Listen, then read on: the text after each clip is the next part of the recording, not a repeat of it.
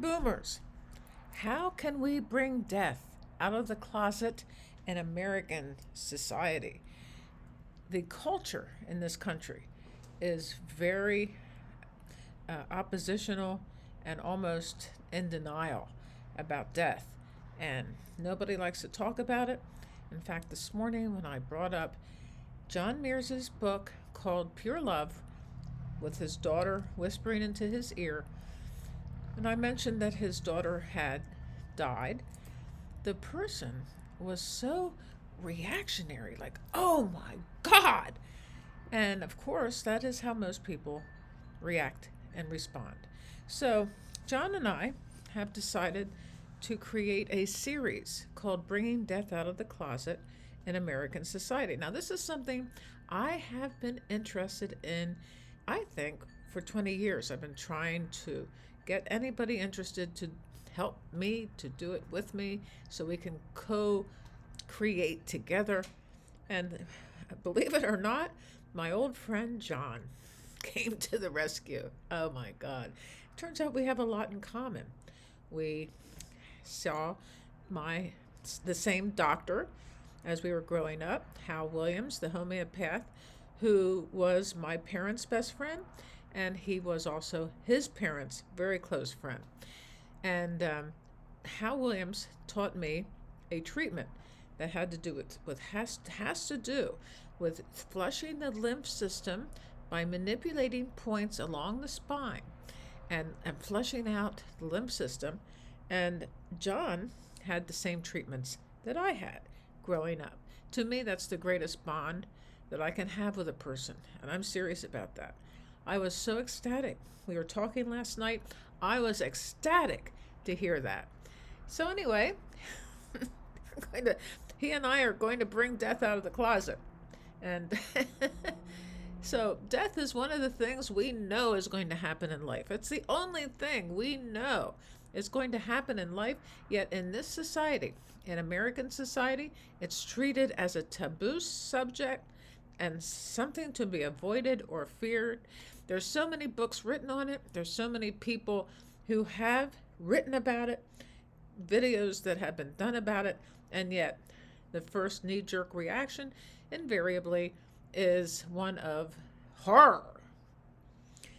For me, I am preparing mentally for my dog Pearl to pass, but on the other hand, she is getting stronger and stronger.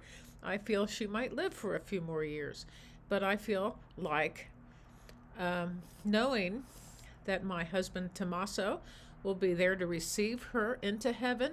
I know he will be.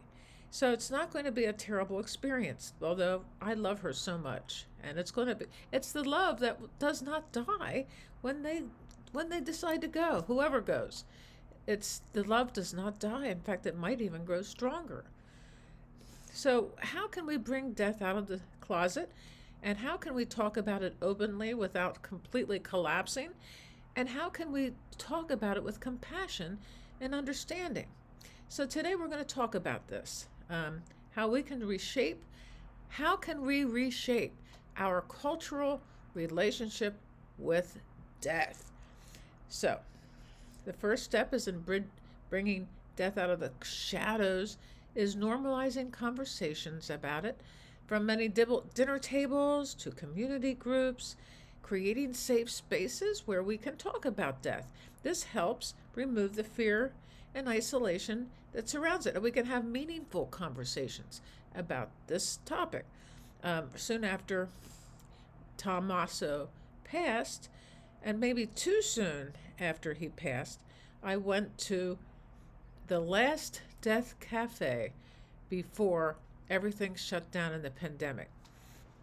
And that was a little raw for me, but as we sat there and talked about death, I felt that it was very helpful. Now, I guess we could have death cafes on Zoom, or we could have death cafes in any way that we want to have them, really.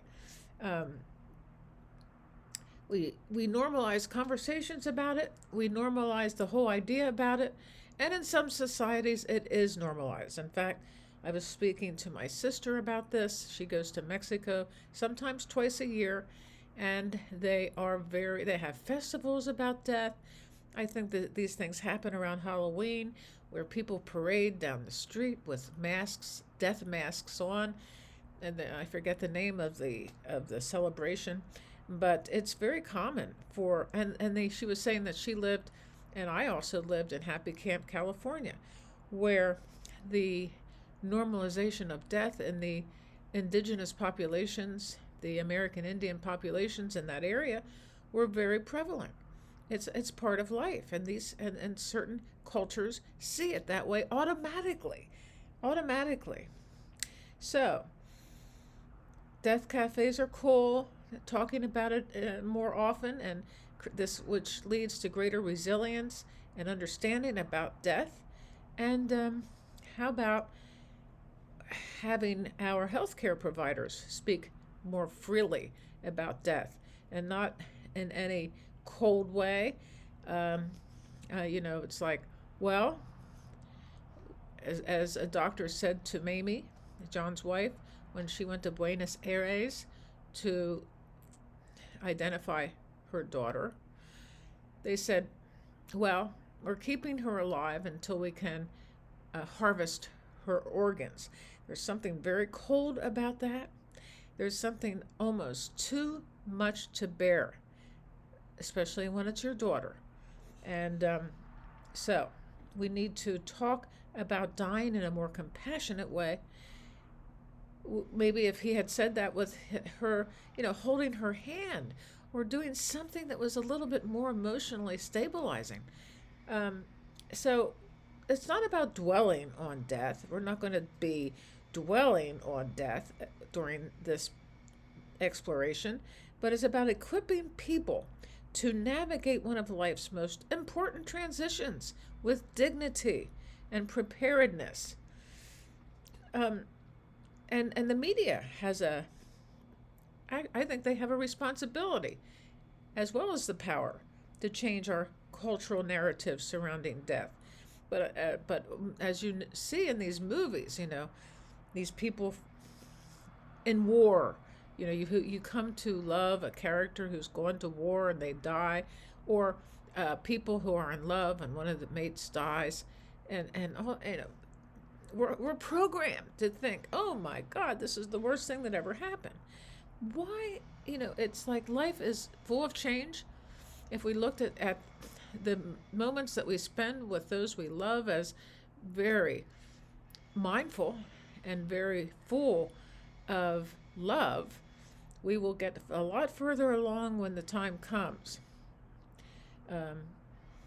And by talking about death and by realizing that it is a natural part of life, it's less isolating for all of us to be taking this topic out of the closet and into the culture, and realize it is a actually beautiful thing to have happen, as Angela talks about in Pure Love. As John has listened to her speak to him, pure love happens at the time of death.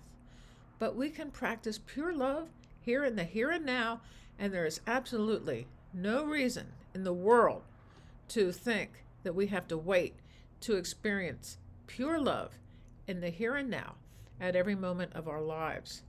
So when we plan for death, starting now, or let's plan for pure love starting now, the conversations also should talk about living wills. For instance, if I do not want to be resuscitated, having a collapse of some sort, I need to write that out in a living will. And there's another thing about that, or it used to be true, that even if you have a living will and you do call first responders to come and take you to the hospital, it doesn't matter whether you have a living will or not, they will resuscitate you. And maybe you're not ready to die, so maybe you want to be resuscitated. It's a good idea to think about advanced directives and end-of-life preferences so that people know what you want. Do you want to be cremated or do you want to be buried? They may These discussions may seem uncomfortable, which leads to people not telling anybody what they want because everybody is collapsing all over the, oh, no, no, we can't talk about that. My sister in law, Tom's sister, my Tommaso, has asked me to wait to spread Tommaso's ashes, which I have sitting on my altar with Mother Mary. She has asked me to wait to spread his ashes until she dies, and then she wants her ashes to be spread with his, which is fine, but who's to say whether I die before she does? So anyway, and grief is a natural part of life. I'm not saying that we don't grieve when somebody dies. We do grieve, but let it be known that it's okay. But it's not okay to hide it away. So, by hiding away your grief, it's isolating and it's overwhelming. That's why supportive grief networks exist, where people who have gone through the same thing can get together and talk about their issues. And they can maybe get some ideas about community rituals surrounding the person's death. And this helps people not feel so alone in this amazing, it's like an initiation. It's an initiation. It's something we all have to go through. So when you share death and grief, the emotional weight becomes more manageable. And as I said, different cultures and spiritual traditions offer various perspectives on death. This morning I was talking to my meditation teacher about this very topic, and he said, I can't remember who, some famous author went into a bathroom where it said, death is, we don't experience death until the last moment of our lives because it's the best moment that there is. And I think it has to do with what we're talking about. If you don't believe in life after death, I would assume that you might suffer more than if you do believe. So that's the Mexican Day of the Dead and to Buddhist rituals, and we're talking about the American Indian, the indigenous populations of America. There is much we can learn how to celebrate and honor death. So we can integrate these traditions. We can create more compassion. We can create holistic approaches to death in American culture. Yes, doctors and patients. Often doctors don't know how to handle the conversation about death.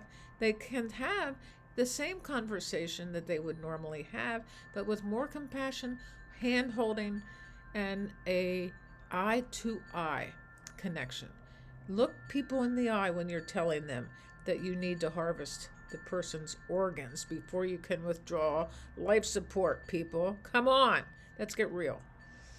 So healthcare people are often just as much or just as ignorant as everybody else when it comes to handling this topic. Having the conversations, though, makes death seem like a natural part of life in the life cycle, which it is, rather than something to fear. So there we have it, people. John and I are going to do this. We're going to get together, I don't know how frequently, to discuss life after death and how we have to bring death out of the closet in American society. It's like we can have a regular coming out parties surrounding this topic of death. There's going to be a video that comes up over here. Take a look, but also let me know how you feel about this topic. If you feel like it's a good idea, and I welcome your comments no matter if you hate it or you like it. I will see you tomorrow. Bye.